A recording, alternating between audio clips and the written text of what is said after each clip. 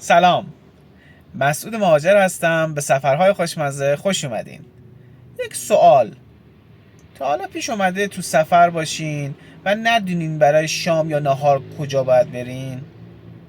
وقتی تو بازار هستین از کسبه یا از مسئولین هتل میپرسین که کدوم رستوران شهر خوبه و بعضا هم میرین اون چیزی که میخواستین نیست. ما اینجا هستیم تا بهترین رستوران های هر شهر رو به شما معرفی کنیم. این یکی از رسالت های ماست. امروز میخوایم یکی از رستوران های پرچمدار و 7 ستاره مشهد رو معرفی کنیم. شاید بپرسین 7 ستاره یعنی چی؟ 7 ستاره رستورانیه که نمیتونین از دستش بدین. حتما باید تستش بکنین. مثل این میمونه که شیراز برین و سری به تخت جمشید نزنین، یا اصفهان برین و آلقاپو نرین. تو سند غذا هم همینطوره. شاید یک مقدار اغراق آمیز به نظر برسه ولی اینطور نیست. هستن رستوران هایی که داخل هر شهری اگر در سفرتون به اون رستوران نرین و تستش نکنین اون سفر ناقصه. و مشهد یکی از رستوران های پرچمدار و 7 ستارهش رستورانی نیست جز پسران کریم. یک رستوران قدیمی و کاردرست. چند تا شعبه داره و بهترینش شعبه فرهاده.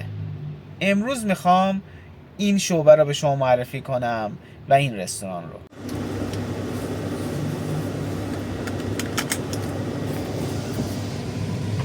خب بریم که تا این رستوران به شما معرفی کنم.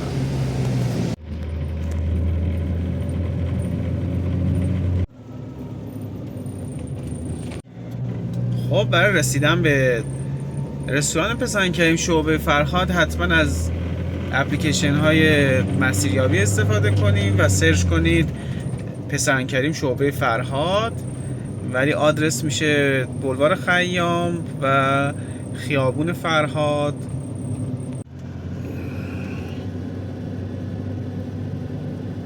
خب اینم رستوران پسران کریم شعبه فرهاد. خب داریم میریم رستوران پسران کریم.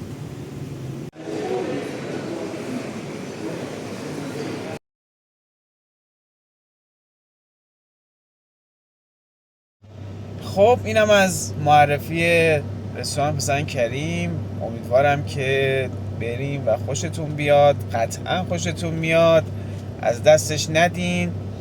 همونطور که تو ویدیو گفتم حتما یا گوشت سرخ شده یا ماهیچه‌شو بگیرین. هر جای غذای تخصصی خودشو داره. هیچ موقع از جایی که غذای تخصصی خودشو داره غذای دیگه‌شو نگیرین. پیاز کاراملی هم چیزیه که هر مقدار بخوایم براتون میارن رایگان، اونم از دست ندین. حتما بگیم براتون اضافه بیارن. بسیار بسیار خوشمزه است. اگر دوست داشتین این ویدیو رو ما رو دنبال کنین تا ویدیوهای بعدی رو از دست ندین.